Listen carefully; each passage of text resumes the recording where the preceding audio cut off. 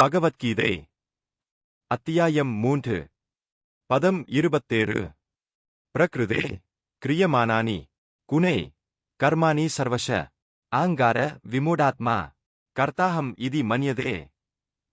பொருள்: அகங்காரத்தினால் பாதிக்கப்பட்டு மயங்கிய ஆத்மா போதிக இயற்கையின் முக்குணங்களால் நடைபெறும் செயல்களுக்குத் தன்னையே கர்த்தா என்று எண்ணிக்கொள்கிறான்.